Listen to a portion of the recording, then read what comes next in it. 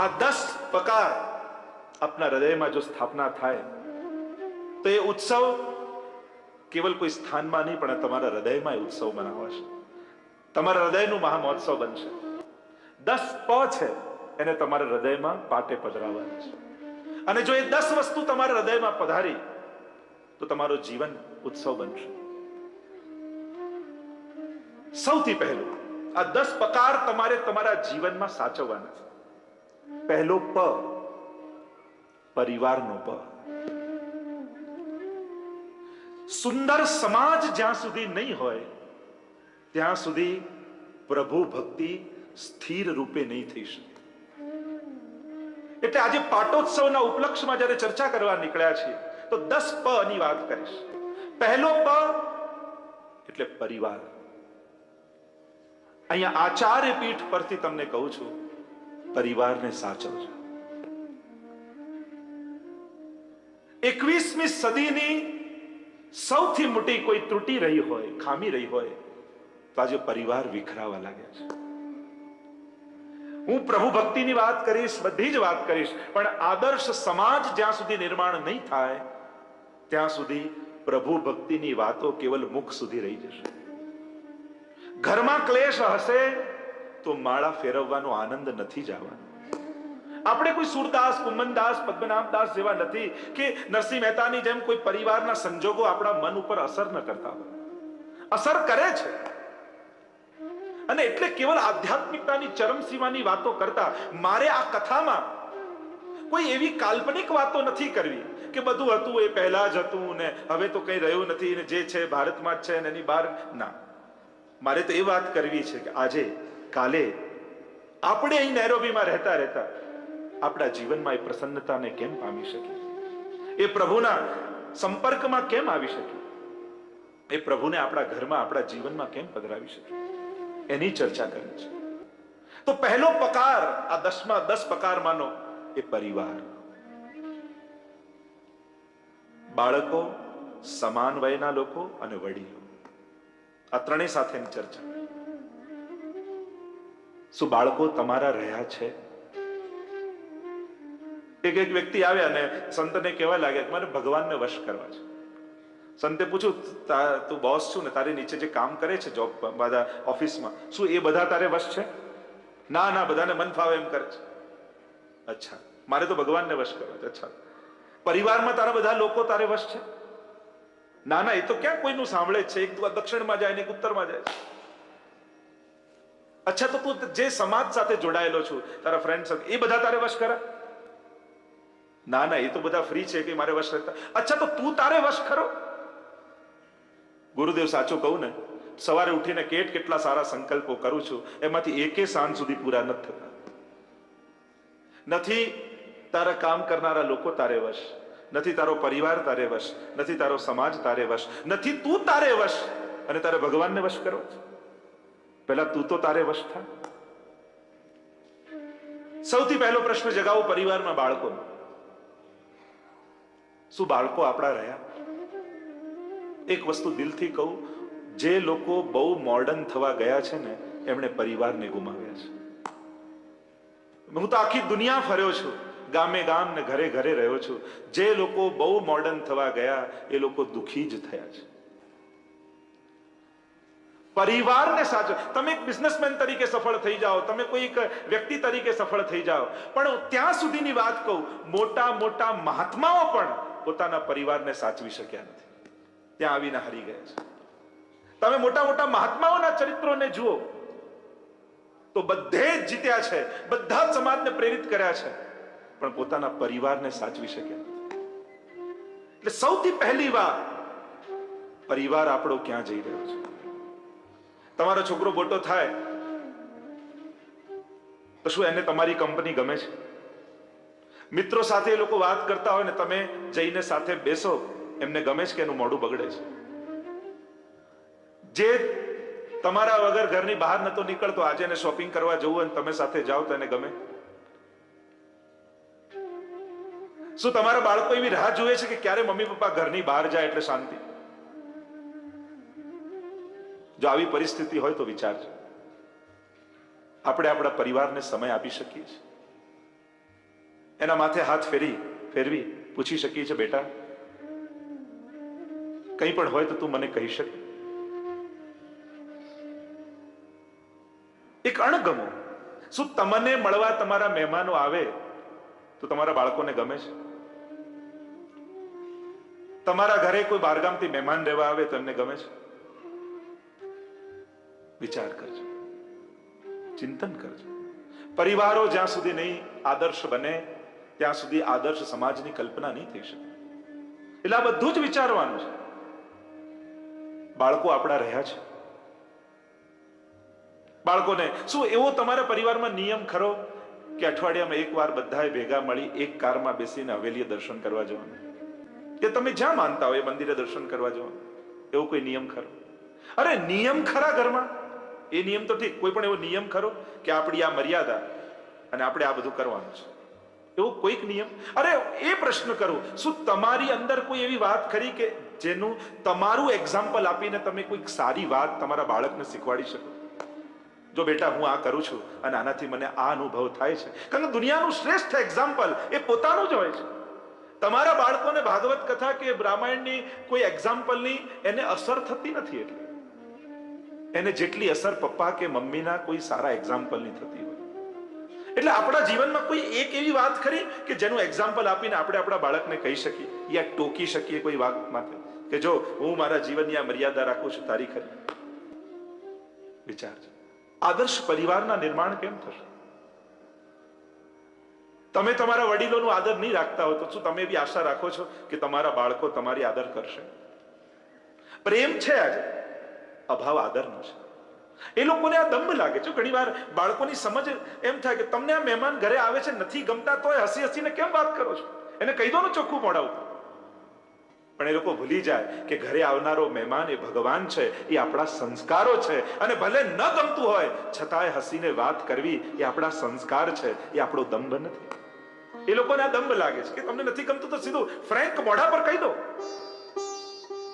પણ એક ફ્રેન્કનેસ, સ્પષ્ટતા અને સભ્યતા, આ બંનેનો ફરક એમને સમજાવવો પડશે.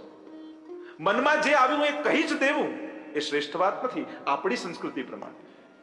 જો વડીલ છે તેને આદર આપવો જ રહ્યો, નાનો છે તો એને ક્ષમા આપવી જ રહી, સમાન છે તો એને સમજણ આપવી જ રહી.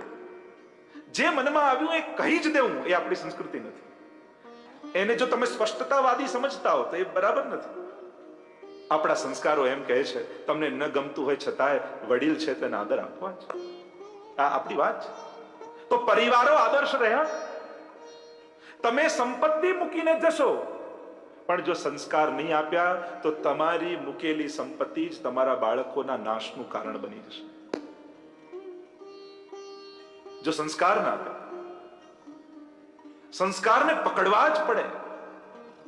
જેમ તમે કોઈ નાહવા ગયું હોય, એક બાજુ કપડા કાઢ્યા હોય, એક બાજુ સોનાનો 10 તોલાનો ચેન કાઢ્યો હોય, બે ચોર આવ્યા, એક કપડા લઈને ભાગ્યું, બીજું ચેન લઈને ભાગ્યું, તમે પહેલા કોને પકડવા દોડો? હા, ચેન વાળાને કપડા વાળા? હા, કપડા વાળાને પકડવો પડે કે ચેન વાળાને? સંસ્કારને જ પકડવા પડે. ચેન એ શોખ છે, કપડા એ સંસ્કાર છે. પહેલા સંસ્કારને પકડવું પડે, પછી જ બીજી વાત આવે. સમજવું પડશે. પહેલો પ પરિવાર. આપણા પરિવારમાં આપણા સંસ્કારો. બાળકો કેમ દિલ ખોલીને તમારી સાથે વાત ન કરી શકે? કેમ એમને મંદિરે જવું ન ગમે? અને બીજી વાત, જો મંદિરે બધું અનુકૂળ જ વાત થાય એવું ન થાય, પણ ઘરે આવીને બાળકો બેઠા હોય ત્યારે મંદિરની કઈ વાત કરાય ને કઈ ન કરાય એની પણ સમજણ હોવી જોઈએ. જો બાળક તમને એમ પૂછે કે મમ્મી તમે 10 વર્ષથી મંદિરે જાઓ, તમારામાં તો ફેર પડ્યો નહીં, પછી હું મંદિર આવીને શું કરું? તો શું જવાબ તમારી પાસે? શું જવાબ આપો એમ? જો તમારું બાળક એમ તમને પૂછે. મંદિર એટલે પરિવર્તનનું સ્થાન. મંદિર એટલે સર્જનનું સ્થળ.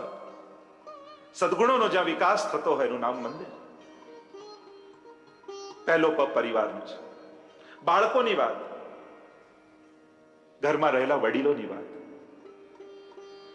વડીલોને કહીશ, ન ગમે છતાંય કંઈ ઘરમાં ખોટું થતું હોય તો એકવાર કહેજો જરૂર. જે ઘરોમાં વડીલો દુખી હોય એ ઘરમાં આનંદ ક્યારે નથી આવતો. વડીલોને આદર આપતા શીખજો. મા બાપ તો ખરા, હું તો ત્યાં સુધી વાત કરી તમારા સાસુ સસરાને પણ સાચો. અહીંયા તો નહીં, પણ આજે અમેરિકા કે જોવા જઈએ અને આજની પરિસ્થિતિમાં તો ઘણીવાર એમ જોવા મળે છે દીકરો કરતા દીકરી વધારે મા બાપને સાચવતી હોય છે. આજના સમાજમાં તમે જોવા જાઓ, અમે તો વિશ્વભરમાં ફરીએ છીએ, તો જમાઈઓ બેઠા હોય તો એમને એ કહીશ, જેમની પત્નીના મા બાપ ને જો સહારો આપવાનો સમય આવે તો આપજો. આજના સમયમાં તો જ્યાં પણ સેવા મળે વિચારજો. પરિવાર સચવાવા જોઈએ. આ પહેલું પગથિયું સમાજનું. બાકી બધી વાતો આપણે કરવાના જ છીએ, પણ સ્વસ્થ સમાજ નહીં હોય ત્યાં સુધી આધ્યાત્મિકતાનું નિર્માણ નહીં થાય. શ્રેષ્ઠ પરિવારના નિર્માણ થવા જોઈએ. બીજો પગ પરિશ્રમ નું પગ. જીવનમાં પરિશ્રમ પ્રધાન બનજો, શ્રમ પ્રધાન બનજો. પરિશ્રમનું ફળ મળતું જ હોય છે. વસ્તુ નહીં મળે તો અનુભવ તો મળશે જ. સરળતામાં મળી જાય એવા લક્ષ્ય. એટલે એક મહાપુરુષે તો બહુ સુંદર વાત કરી કે જ્યારે પણ પ્રાર્થના કરો તો એટલી શ્રદ્ધાથી પ્રાર્થના કરજો કે મારો પુરુષાર્થ કોઈ કામ નથી આવવાનો, આ પ્રાર્થના જ કામ કરવાની છે. અને જ્યારે પુરુષાર્થ કરો ત્યારે એટલા શ્રદ્ધા સાથે પુરુષાર્થ કરજો કે પુરુષાર્થ જ કામ આવવાનો છે, પ્રાર્થના કોઈ કામ નથી આવવાનું. પરિશ્રમ પ્રધાન સમાજ બનવો જોઈએ. શ્રમ કરો. કલિયુગમાં બે વસ્તુ જતી રહી માણસ, શ્રમ શક્તિ અને સહન શક્તિ. આ બે વસ્તુ અણાઈ ગઈ છે. માણસને ઓછામાં ઓછી મહેનતે વધારે વધારે મેળવી લેવું છે. પરિશ્રમ દ્વારા જીવનમાં પ્રસન્નતા પ્રગટ થશે. મહેનતથી મેળવવાની કોશિશ કરો, શોર્ટકટ ગોતવા ન જશો. પરિશ્રમ પ્રધાન સમાજ. સ્વસ્થ સમાજ એ પરિશ્રમ પ્રધાન હોય છે. આજે જે લોકો, જે દેશો ટોપ ઉપર છે દુનિયામાં, એ બધા પરિશ્રમ પ્રધાન છે. માણસ જ એક એવો છે જે પોતાના કામ માટે કોઈ કામવાળા રાખે છે. બાકી 84 લાખ યોનિઓમાં બીજી કોઈ એવી યોનિ નથી. તમે ક્યારે કોઈ હાથીને જોયો કે મારા માટે 2 માણસો રાખ્યા હોય? કોઈ સિંહને જોયો? ભલે હું વનનો રાજા છું, માણસ જ એક એવો છે. વાંધો નથી, સમાજની વ્યવસ્થા છે, કારણ કે બુદ્ધિ પ્રધાન છે, પણ પરિશ્રમ પ્રધાન બનજો તો જ પ્રસન્નતા પ્રગટ થશે. ત્રીજો પ, પરોપકારનો પ. મોઢામાં કોળીઓ નાખતા પહેલા શું આપણને વિચાર આવે છે કે આપણા ગામમાં કોઈ વૈષ્ણવ ભૂખું સૂતું તો નથી? શું એ વિચાર આપણને ખરો? જીવનમાં પરોપકાર હોવો જોઈએ. લોકો તો માંગનારને 1 શિલિંગ પણ આપે ને એમાં તો કેટલી ફિલોસોફીની ચર્ચા થઈ જાય કે આ કઈ ખોટી જગ્યાએ વાપરશે, આનાથી તો આમ વધે છે, ગરીબી વધે છે, આમ વધે છે. પેલાને પૂછી કેમ કે આ ખોટી જગ્યાએ વાપરશે, તો તમે ખોટી જગ્યાએ નથી વાપરતા? હા, એ પ્રમાણ આપી દો કે હા, તમે કમાયેલો રૂપિયો તમે એક ખોટી જગ્યાએ નથી વાપરતા, તો પછી એની આગળ ચર્ચા કરજો. આપણે લાખો રૂપિયા ક્યાં ક્યાં વેડફીને આવીએ છીએ. અને પેલાને જયારે 10 શિલિંગ આપવાના હોય એમાં તો દુનિયાભરની ફિલોસોફી યાદ આવી જાય લોકો. તમારા 10 શિલિંગ થી કઈ એનું થઈ જવાનું નથી. એમાં લોકો ફિલોસોફર થઈ જાય. પરોપકારની વાત આવે, ભગવાનની વાત આવે ત્યારે સમાજ સેવા યાદ આવે લોકોને. ભગવાનનું નામ લેતા જ સમાજ સેવા યાદ આવે. પણ કરો ને સમાજ સેવા પણ, પ્રભુ સેવા પણ કરો. લોકો ક્લબોમાં જઈને લાખો રૂપિયા ખર્ચી આવે એનો વાંધો નહીં, પણ ભગવાન વિશેની વાત આવે ત્યારે બધા લોકોને સોશિયલ વર્ક યાદ આવે. તમે રોજ રસ્તેથી ક્યાંકથી જતા હો ને એક ભિખારી રોજ તમને મળતો હોય અને તમે રોજ 10 શિલિંગ એને આપતા હો, રોજ 10 શિલિંગ. એક વાર તમે કોઈ ક્લબમાં જઈને બેઠા યા કોઈ પબમાં જઈને બેઠા અને તમારી બાજુની ખુરશીમાં જ એ જ ભિખારી હોય તો તમે જ્યાં જુઓ તમને બાજુમાં એ જ દેખાય, તમારે મોઢામાં પહેલો શબ્દ શું આવે? તમે જેને રોજ 10 શિલિંગ આપતા હતા અને તમે ત્યાં કોઈ ક્લબમાં કે પબમાં જઈને બેઠા અને તમારી બાજુની ખુરશીમાં એ જ હાથમાં લઈને બેઠો છે અને તમે જુઓ તો અરે આજ, તો તમારા મોઢામાંથી પહેલા શબ્દ શું નીકળે? અરે તું અહીંયા ક્યાંથી? એમ જ કહો ને, તું અહીંયા ક્યાંથી? એમ જ નીકળે ને આપણા મોઢા. અને ત્યારે ભિખારી કે મેં સાંભળ્યું છે શેઠજી, તમે તો રોજ મંદિરે જાઓ છો, ઠાકોરજીનું નામ લો છો. હું અહીંયા ક્યાંથી એ તો પછીનો પ્રશ્ન છે, પણ તમે અહીંયા ક્યાંથી? પહેલો પ્રશ્ન તો એ છે. હું તો છું જ આમ, પણ મેં તો સાંભળ્યું તમે મંદિરે જાઓ છો, માળા કરો છો, પાઠ કરો છો, તમે અહીંયા ક્યાંથી? મૂળ વાત પર આવો. ત્રીજો પ એ પરોપકારનો. જીવનમાં પરોપકાર ખરો આપણા જીવનમાં? પાટોત્સવ, આપણા હૃદયમાં ઉત્સવ જો મનાવવો છે, આ ત્રીજો પરોપકાર. પહેલો પરિવારનો, બીજો પરિશ્રમનો, ત્રીજો પરોપકાર, ચોથો એ પ્રેમનો. વ્યક્તિ પ્રેમ પ્રધાન હોવો જોઈએ. પરિશ્રમ પ્રધાન તો હોય, સાથે પ્રેમ પ્રધાન. જ્યારે જીવનમાં સાચા અર્થમાં ભગવત પ્રેમ પ્રગટ થાય ને, પછી આ ક્રોધ છોડો, લોભ છોડો, આ કોઈ વસ્તુ છોડવાની રહેતી જ નથી. આ તો બધું ખરી પડતું હોય છે, આ બધું તો સરી પડતું હોય છે. પ્રેમ એ જ કહેવાય જેમાં ભેદ ન હોય, જેમાં ભાગ ન હોય. જો જે આવે ને જગ્યા રોકે એ અહંકાર, અને જે આવે ને જગ્યા થઈ જાય એ પ્રેમ. પ્રેમ હંમેશા જગ્યા કરી આપે, અને અહંકાર હંમેશા જગ્યા રોકે. આ સ્વભાવ છે અહંકાર. અંદર રહે ને એ સ્વાભિમાન, ને બહાર પ્રગટ થઈ જાય એ અભિમાન. જ્યાં સુધી અંદર દબાય, અંદર શરીરની અંદર સમાયેલો રહે એ સ્વાભિમાન કહેવાય. પણ જ્યારે બહાર છલકવા લાગે, વાણી દ્વારા, ક્રિયા દ્વારા, નેત્રો દ્વારા, એ અભિમાન બની જાય. પ્રેમ પ્રધાન સમાજ હોય, લાગણી પ્રધાન સમાજ. અત્યારે બે પ્રકારના સમાજ છે, એક માંગણી પ્રધાન, બીજો લાગણી પ્રધાન. એક બુદ્ધિ પ્રધાન ને બીજો હૃદય પ્રધાન. જે બુદ્ધિ પ્રધાન સમાજ છે ને, એ હંમેશા ડિમાન્ડિંગ હોય, માંગણી પ્રધાન. એને બીજાને બદલવાની ચિંતા રહે, પેલો બદલાય, આમ થાય, પરિસ્થિતિઓ બદલાય, સંજોગો બદલાય. બુદ્ધિ પ્રધાન વ્યક્તિ હંમેશા સામે કંઈક પરિવર્તનની ઈચ્છા રાખતો. આ બુદ્ધિ પ્રધાન સમાજ છે. હંમેશા ડિમાન્ડિંગ રહે, અધિકારની ચર્ચા કરતો રહે, મારો રાઈટ. અને હૃદય પ્રધાન હોય ને, એ કર્તવ્યની ચર્ચા કરે, એ પોતાના ડ્યુટીની ચર્ચા કરે. મારું કર્તવ્ય શું છે? પેલો સામે વાળે એની ફરજ બજાવે એ તો પાછળની વાત, પણ હું મારી કર્તવ્યો નિભાવું છું. આ લાગણી પ્રધાન, આ હૃદય પ્રધાન. તો ચોથો પ્રકાર એ પ્રેમનો છે. પાંચમો પ્રકાર 10માંથી એ પરિતોષનો, સંતોષનો. જબ આવે સંતોષ ધન, સબ ધન ધૂર સમાન. તમારી પાસે ખરેખર પૈસા ઓછા છે કે તમને એવું લાગે છે કે તમારી પાસે પૈસા ઓછા છે? લોકો કહે કે આજના સમાજની તકલીફ જ એ છે. આજના મનુષ્યને, દરેક મનુષ્યને એમ લાગે છે કે મારી પાસે બુદ્ધિ હોવી જોઈએ, એના કરતા ભગવાને વધારે આપી છે, અને મારી પાસે પૈસા હોવા જોઈએ, એના કરતા ભગવાને ઓછા આપ્યા છે. આજના દરેક વ્યક્તિઓને એમ જ લાગે બુદ્ધિ જેટલી આપવી જોઈતી તેના કરતા બીજા કરતા મને થોડીક વધારે આપી લાગે છે. એટલે પેલાને તો સમજ પડતી નથી. મારી સલાહ લે ને તો ખરેખર એનો ઉદ્ધાર થઈ જાય. તારી સલાહથી તારો ઉદ્ધાર નથી થતો તો એનો ક્યાંથી થવાનો? આપણી આવક એ તો પગરખા જેવી છે. આપણા પગરખું મોટું હોય ને તો ગળથુલિયું ખવડાવી દે, અને ઓછું હોય તો ડંખ્યા કરે. આ માણસની આવક એવી જ છે, પગરખા જેવી. જો વધી જાય જરૂરિયાત કરતા તો ક્યારે ગબડાવી દે એ ખબર ન પડે. અને એટલે સત્કાર્યમાં વાવ્યા કરવું. આ બધું ભગવાન આપે ને તો સત્કાર્ય શોધી લેવા. એનો રસ્તો, ધન એ તો જલ જેવું છે, અને જલ ગમે ત્યાં નાખો એનો માર્ગ ગોતી લે, એમ ધન પણ એનો રસ્તો ગોતી લે છે. અને એ ગોતે એના કરતા તમે વિનિયોગ કરાવો ને તો એનો આનંદ માણી શકશો. ભગવાને ઘણું આપ્યું, ભગવાનને થયું કે હજી આ કરશે, હજી આ કરશે, હજી આ, અને જિંદગી ભર કઈ ન કર્યું. ત્યારે બહુ જ બીમાર પડીએ ત્યારે હોસ્પિટલમાં કયા વોર્ડમાં આપણને એડમિટ કરવામાં આવે? આઈસીયુમાં. એટલે ભગવાન કહે આઈ સી યુ, હું તને જોઈ લઈશ, તું આવતો ખરા.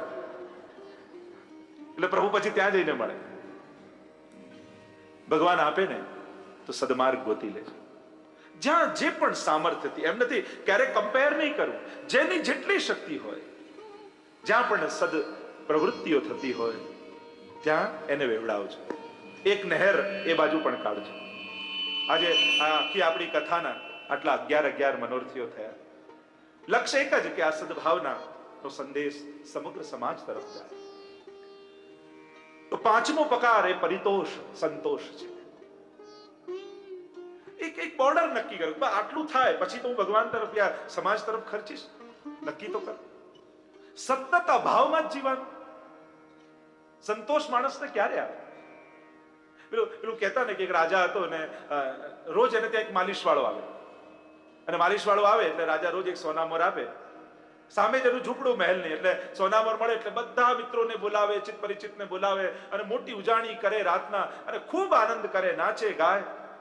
અને રાજા રોજ અટારી પર ઉભો ઉભો જુએ કે આને એક સોનામોર આપું છું તો કેટલો ઉત્સવ કરે છે, અને મારી પાસે આટલું બધું છે છતાંય હું દુખી. આવું કે રાજાને પેલા માલિશ વાળાની ઈર્ષા થઈ. પોતાના પ્રધાનને બોલાવ્યો, કહ્યું કે મારાથી આનું સુખ જોવાતું. મેં ઘણા એવા સુખી લોકોને જોયા છે કે એમને દુખી લોકોના સુખ નથી જોવાતું. જો અમીર અને ગરીબ એ તો વૃત્તિઓના નામ છે, સામર્થ્યના નામ નથી. જે જીવનમાં હંમેશા માંગતો જ રહે એ ક્યાંનો અમીર, અને જે પોતાની વિપરીત પરિસ્થિતિમાં પણ આપવાની વૃત્તિ રાખે, સાચો અમીર તો એ કહેવાય. શેનો ગરીબ? લેવાની વૃત્તિ એ ગરીબી ને આપવાની વૃત્તિ એ અમીરી. પરિસ્થિતિ ગમે તેવી હોય તમારી, પણ તમે અમીર છો કે ગરીબ એ તો તમારી વૃત્તિ બતાવે છે. અને રાજાએ પ્રધાનને કહ્યું કે કંઈ પણ કર ને પેલાને દુખી કર, મારાથી જોવાતું નથી. આટલું બધું સુખ એના જીવનમાં ક્યાંથી? પ્રધાને કહ્યું કે મહારાજ આપ ચિંતા ન કરો, કાલ પછી ત્યાં ઉત્સવ નહીં થાય. પણ એવું તો શું કરીશ એ તમે જોતા રહો મહારાજ. 99 રૂપિયા થેલીમાં ભર્યા અને 99 રૂપિયાની થેલી એના ઘરના આંગણાની બહાર મૂકી દીધી. સવારે ઉઠ્યો ને જ્યાં દરવાજો ખોલ્યો અને થેલી પગમાં અથડાઈ, અંદર આવ્યો અને ગણ્યા 99 અને થયું કે આજનો 1 રૂપિયો બચાવી લઉં તો 100 થઈ જાય. અને એ દિવસે આપે રૂપિયો આપ્યો અને એને કઈ ઉત્સવ ન કર્યા, બચાવી લીધા. અને એના મનમાં વિચાર આવ્યો, અરે આ રીતે 100 થઈ ગયા તો રોજ એક એક બચાવું તો 1000 થઈ જાય. અને કહ્યું મહારાજ હવે આના ઘરમાં ક્યારે ઉત્સવ નહીં થાય, કારણ કે આ વૃત્તિમાંથી જે બહાર નહીં આવે. કારણ કે આપણા જીવનમાં એવું તો નથી ને, કોઈ 99 રૂપિયાની પોટલી મૂકી તો નથી ગયું. એ એક ભેગું કરવામાં જિંદગીભરનો આનંદ તો નથી ગુમાવી લેતા. એક વસ્તુ યાદ રાખજો, પૈસા તો પાછા આવી જશે, પણ આ ક્ષણો પાછી નહીં આવે, આ સમય પાછો નહીં આવે. અને સમય ગુમાવી દો છો ને તમે, તક ગુમાવી દો છો ને, તો બહુ મોટું નુકસાન કરી બેસો. સમય પાછો નથી આવતો. જે આનંદ લીધો એ લીધો, એ સમય પાછો નથી આવતો. તો પાંચમો પકાર એ પરિતોષ છે.